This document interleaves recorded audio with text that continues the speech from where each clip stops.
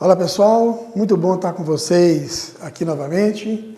A propósito do nosso encontro hoje, o Henrique me pediu para conversar um pouquinho com vocês sobre conselhos para a juventude. Que tipo de conselhos que a gente poderia deixar, o que a palavra de Deus traz para a gente, para os jovens ou para a juventude no mundo de hoje. E o que é que eu gostaria de ter aprendido e não aprendi? Ou ter ouvido e ouvi tarde demais. Na verdade, eu acho que eu ouvi as coisas no tempo certo. Embora a maioria de vocês já saibam, eu vim para a igreja e conheci o Evangelho bem mais velho, né, de 18 para 19 anos, e sinto muito ter perdido uma fase boa da juventude, eu não diria da juventude, mas também fase de criança, de adolescente, porque a gente aprende muita coisa. Mas eu tenho que reconhecer que eu fui muito bem cuidado e ouvi as coisas certas na hora certa. Mas o que eu diria hoje para a juventude, para vocês que são meus amigos, pessoas queridas no meu coração? Eu tenho uma grande preocupação hoje. Eu acho que nós vivemos hoje, a nossa juventude é uma juventude fragilizada demais. É uma juventude que não aprendeu, não sabe lidar com as perdas. Não consegue assimilar apelidos, por exemplo. É gente que não pode, num certo sentido, ser contrariado muitas vezes. Somos muito melindrosos, como um nervo exposto, onde que parece que tudo que toca na gente dói demais. E nós vivemos um momento extremamente complicado. Aliás, a vida foi sempre complicada. Nós vemos hoje, no Brasil e no mundo, situações onde as pessoas precisam se reinventar. Gente que não trabalha com aquilo que gostaria de trabalhar, que não moram onde gostariam de morar, que não vivem onde gostariam de viver. E essas pessoas precisam se reinventar, e onde você precisa reagir diante da vida sem muita fragilidade, enfrentar a vida com coragem.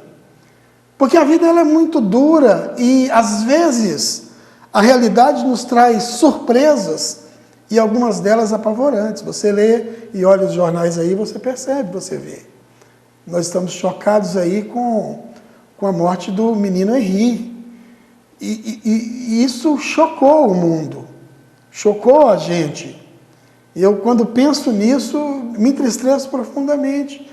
Mas é um caso dentre tantos outros, gente. Eu conheci um projeto no Rio de Janeiro, na cidade de Teresópolis, chamado Filhos do Coração. Onde isso que aconteceu com o menino Henri acontece quase diuturnamente, acontece sempre. É um projeto onde as pessoas resgatam crianças que são abusadas, maltratadas, judiadas e abandonadas pelos pais. Gente que na rota da vida vai viver como se fosse uma segunda opção, um segundo plano, porque já queimou aquilo que seria a primeira opção da vida. Gente que não teve como optar, mas que reagiu diante das circunstâncias da vida como pôde. E é interessante como a graça de Deus vem e é capaz de corrigir a rota da nossa vida. Uma das pessoas que eu conheci é uma menina, conheci quando menina mesmo, tipo 2 anos, chamada Sara. A Sara, ela foi abandonada pela família, ela nasceu com problema de AIDS, ela era soro positivo, e foi abandonada pela família, maltratada, judiada, e o pessoal pegou essa criança e levou para uma casa de recuperação do projeto Filhos do Coração. Ela foi adotada por uma família cuja mulher era dona de casa e o marido trabalhava nas centrais elétricas ali do Rio de Janeiro, com muito pouco recurso. Mas esse, para mim, é um exemplo onde Deus vem e corrige a rota. Eu estive com a Sara há poucos anos atrás, antes da pandemia. Essa menina se transformou numa modelo fotográfico no Rio de Janeiro. E a vida mudou de uma forma tremenda. Ela estava no acampamento conosco, de chinela havaiana dos pés, uma menina hoje com 22 anos, que frequenta os melhores restaurantes, é chamada para grandes inaugurações, tira fotografias com gente famosa, mas ela ali no acampamento, de chinela havaiana, de pé no chão, vestida como todos os outros ali, que eram do morro, e contando para mim a história de gente que reagiu à vida. Eu acho que a gente precisa ouvir histórias de gente que reagiu à vida e se tornou vitorioso. E uma das coisas que a Bíblia tem é isso, são exemplos de pessoas assim. Histórias assim, histórias de superação. Como eu disse a vocês, apesar de eu ter conhecido o Evangelho velho, eu aprendi muitas coisas em tempo rápido, porque as pessoas que estavam cuidando de mim fizeram isso direitinho. E alguns personagens da Bíblia, pelo menos 2, eu acho que eles têm uma história muito parecida. E um deles eu gostaria de considerar com vocês essa nossa rápida conversa aqui. Eu gosto de 2 personagens, excetuando Jesus, para mim são os maiores exponenciais da vida cristã. Um deles é Daniel, o outro é José. E eu escolhi para a gente bater um papinho sobre a vida de José. A história dele começa no capítulo 37 de Gênesis. Era um menino, filho de Jacó. Jacó tinha 2 mulheres. A que ele amava não lhe dava filhos, Raquel. A que ele teve que engolir, porque o sogro empurrou, era Lia. Essa o encheu de filhos. Quando nasce José, que é filho de Raquel, Jacó ama a José mais do que todos os outros. E aí começa o problema dele, interessante, alguém sofrer porque é amado. Mas foi isso que aconteceu com José. 10 irmãos, filho da outra, que não gostava dele, que fazia bullying com ele, que dava chute na canela, que perseguia, que punha apelido, que judiava, que odiavam José. Ele vive dentro desse clima em casa. Depois os irmãos o vendem porque não aguentam. Escondem do pai o que fizeram, dizendo que José morreu, impedindo que o pai o procure. Esse menino é vendido, então, e vai parar no Egito. Servo de um homem chamado Potifar. Ele tenta reagir e tenta enfrentar a vida novamente, longe do pai, menino ainda, mas que tem que reagir, que não tinha muito o que fazer, não tinha conselho, ele era por ele mesmo. E ele tenta começar a vida na casa do Potifar. Mas parece que as coisas enrolam para ele. E ele era muito bonito, e a mulher de Potifar se invoca para o lado daquele menino. Ele não quer nada com ela, ele vai parar por causa disso na prisão. Passa anos na prisão, Conhecem 2 servos do rei, descobrem que um é culpado, outro é inocente, na prisão.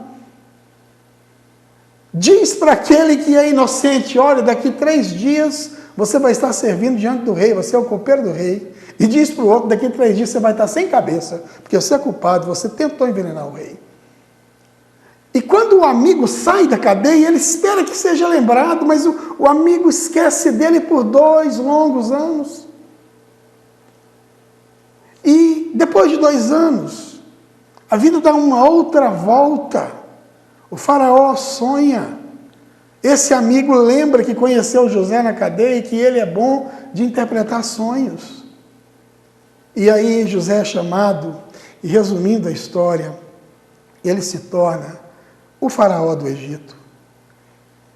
Agora, como é que alguém com uma história de tanta tragédia, que teve que se reinventar desde criança, é capaz de dar uma virada na vida desse jeito? É capaz de vencer a vida desse jeito? Eu estou dizendo isso aqui para vocês com temor no coração e tentando alertá-los para algumas realidades que são realidades tremendas na nossa vida. Nós podemos levar rasteiras das quais nós não esperamos. Há pouco tempo atrás eu trabalhava numa instituição que treinava pessoas em empresas aqui e dava palestras e falava sobre inclusão social. E eu conheci uma pessoa numa das indústrias aqui, pai de família, que sofreu um acidente e perdeu as 2 pernas. E teve que se reinventar. Muita gente se reinventando hoje, porque não tem trabalho, porque foi acidentado, por uma série de razões. Mas o que é que a gente deve conservar quando a gente percebe que a vida nos pegou de uma maneira traiçoeira? A primeira coisa que eu destaco na vida do José aqui é que José tinha um coração firme. Foi isso que eu tentei fazer na minha vida. Eu vivo o plano B. Eu não vivo aquilo que eu imaginei que fosse viver. Eu não trabalho no lugar onde eu imaginei que fosse trabalhar. Eu não tenho a vida que eu projetei e imaginei que fosse ter. Vivo o plano B, o plano C, porque tive que me reinventar. E se você conversar com seu pai, com a sua mãe, você vai ver que eles também, guardadas as devidas proporções, também tiveram que fazer isso. Mas o que é que a gente tem que manter como âncora que segura a nossa existência? A primeira coisa é que José tinha um coração seguro em Deus. Ele era alguém ancorado em Deus. As circunstâncias não mudavam o sentimento de José por Deus. Apodreçam-se todas as coisas em torno de mim. Caiam todas as coisas sobre mim. Venham o que vier sobre mim. Entre eu e Deus, está tudo certo. O mesmo coração crente, o mesmo coração indulgente, um coração que não agredia a Deus, que não provocava a Deus e que não se afastava de Deus, escandalizado com as circunstâncias. Coração seguro em Deus, um coração que pertencia a Deus e ele sabia disso. Isso segurou José. A outra coisa que segurou é a certeza que ele tinha de que a vida dele acontecia diante de um Deus que vê. Isso é muito importante. Não só a gente ter essa ideia hoje, mas a gente entender e compreender e saber. Porque haverá momentos onde nós não vamos sentir, mas nós vamos saber que Deus está conosco. A capacidade que o José tinha de perceber Deus na vida, ele percebia. Ele sacava que Deus estava presente. Era impressionante. E para mim, um dos maiores episódios que conta para mim essa realidade é quando a mulher de Potifar se arremete para cima dele. A resposta que José dá àquela mulher é uma resposta de quem entende que tem Deus presente do lado. Ele diz para ela: olha, eu não posso me deitar com a senhora por 2 razões. Primeiro, por respeito a Potifar, que é o meu senhor, que não me privou de nada dessa casa, exceto da senhora. E a segunda coisa para mim que é fantástica, ele diz assim: cometeria eu tamanha maldade contra o meu Deus? O que eu faço diante desse que está aqui perto de mim? O que eu faço diante desse que está me acompanhando? Sabe, ele percebe que Deus está presente. Ele sabe que Deus está presente quando a gente não acha que Ele está presente. Deus está presente quando a gente não quer que Ele esteja presente. Deus está presente sempre, como uma sombra, é isso que o Salmo 121 disse. ele conservou o coração firme. Ele tinha consciência que a vida dele, cada fase, cada momento, acontecia na presença de um Deus que o ama. Em terceiro lugar, ele acreditou na soberania de Deus. José não conheceu Paulo, o apóstolo Paulo, mas ele sabia que todas as coisas cooperam para o bem daqueles que amam a Deus. Os irmãos de José, no capítulo 50, que é o texto básico que a gente não leu aqui, mas é por onde eu estou baseando essa nossa reflexão, disse que quando descobriram que o pai tinha morrido, ficaram com medo de José retribuir o mal que eles fizeram a José. E José deu uma resposta para eles fantástica, dizendo assim: vocês na verdade fizeram mal, mas sabe Deus transformou o mal em bem. Ele acreditava nisso, na soberania de Deus.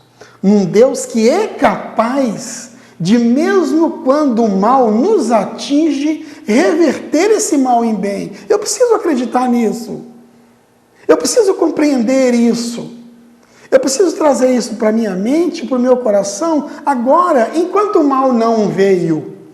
Porque ele virá, e quando ele vier, eu preciso compreender que eu sirvo, estou ancorado com o meu coração em Deus, um Deus que está presente e que tem o poder de transformar qualquer mal em bem. Mais ainda, o José, ele desenvolveu uma capacidade enorme para perdoar. Isso é uma característica de quem conhece a Deus, de quem conhece a Jesus. Ele perdoou os seus irmãos. Sabe o que ele disse para os seus irmãos? Não tenham medo de mim. Eu não sou uma pessoa da qual vocês precisam temer. Acaso eu estou no lugar de Deus? Eu sou Deus? Eu não vou fazer o mal com vocês como vocês me fizeram, não. Pelo contrário, eu compreendo que tudo o que aconteceu comigo, Deus trabalhou na minha história para conservar muita gente em vida, como vocês estão vendo agora. Mas ainda, eu vou cuidar de vocês. Eu vou cuidar da família de vocês, dos filhos de vocês. Gente, como a gente precisa aprender a perdoar as pessoas. Porque sabe de uma coisa? Não dá para a gente viver carregando nas costas tanta gente ruim que fez mal para a gente. E a única forma da gente se livrar desse peso é fazendo assim uma lista de perdão. Perdoando as pessoas pelo nome e perdoando as pessoas por aquilo que fizeram. Não significa que a gente não sentiu. Significa que a gente não vai ressentir. Não vai sentir de novo. Significa que nós não vamos cobrar delas o que elas fizeram, porque o que fizeram está feito. Na verdade, fizeram mal mesmo. Mas dentro dessa trajetória, Deus transformou o mal em bem e perdoa essas pessoas. Pai, mãe, amigo, namorado, ex-namorado. Faz uma lista e perdoa. E perdoa essas pessoas. Porque é desse jeito que a gente se reinventa e vive nesse mundo. Agora, a gente já está terminando, já está caminhando para a nossa conclusão aqui. Sabe o que é que eu acho que é a maior bênção na vida do José? Porque a gente sabe aqui que ele assume o trono do Egito. Que ele tinha a autoridade do faraó. Ele não era o faraó, mas ele tinha o anel do faraó. Onde ele batia o anel, era como se fosse o faraó. E como a gente relaciona riqueza e poder com coisa bem-sucedida, nós nos traímos e às vezes não enxergamos qual foi a maior bênção na vida do José. Porque quando a gente lê a história, a gente entende que José estava num lugar onde ele não queria estar. que ele estava vivendo onde ele não queria viver. No finalzinho do livro, ele diz para os seus irmãos: olha, Deus vai nos visitar mais para frente. E quando ele fizer isso, e nós nos mudarmos daqui, eu quero que vocês levem os meus ossos. Levem os meus ossos com vocês, porque o Egito é um lugar que eu não quero ficar nem morto. Toda vez que o sol batia nas pirâmides do Egito, uma agonia tremenda acometia o coração de José. Mas sabe qual foi a bênção maior de José? Diz que ele aprendeu duas coisas. Diz aqui no finalzinho, no verso 16, que ele aprendeu a consolar e falar a linguagem do coração. Olha que coisa fantástica. Alguém que foi matriculado na escola chamada tribulação e saiu dessa escola capaz de consolar as pessoas e lhes falar ao coração. Olha, gente, eu acho que essa é a maior riqueza que eu e você podemos ter hoje, principalmente no mundo de hoje. Falar ao coração das pessoas. Como o coração das pessoas estão famintos por serem visitados por palavras que lhes alimentam. Como as pessoas hoje estão necessitadas de serem consolados. E quando nós fazemos isso, nós nos tornamos parecidos com Jesus, que fala e consola. Essa foi a grande bênção de José. E o meu desejo, meus irmãos, é que, por mais que a vida nos pegue de surpresa, a gente mantenha um coração fiel a Deus e ancorado em Deus. Nós entendamos que a nossa vida acontece cada momento, cada segundo, cada fase, diante de um Deus presente e de um Deus que vê. Que o nosso Deus é surpreendentemente poderoso para transformar qualquer mal em bem e que no fim de tudo, eu e você vamos sair dessas situações sabendo falar ao coração e consolar as pessoas. Que Deus abençoe vocês. Vamos fazer oração? Obrigado, Senhor, por esse momento diante da Tua palavra, e eu quero te pedir que o Senhor nos faça pessoas fortes, gentes cheias de coragem, porque o Senhor é um Deus que nos dá a certeza de que podemos andar corajosamente nessa aventura com o Espírito Santo. Nos ajude a sentirmos cada vez menos por nós mesmos e sentirmos mais pelos outros. Mantenha o nosso coração firme. Faça com que nós o reconheçamos em cada vereda da nossa vida. Que creiamos na sua soberania, em um Deus que transforma mal em bem. E enquanto passamos pelo nosso sofrimento, nos ensina essa linguagem. Porque essa linguagem do coração e a capacidade de confortar as pessoas, de consolar, nós não aprendemos na escola. Nós aprendemos na vida. E quando o Senhor nos ensina. Te louvamos e te agradecemos em nome de Jesus. Amém. Pessoal, um beijo para vocês. Até a próxima. Obrigado, Henrique.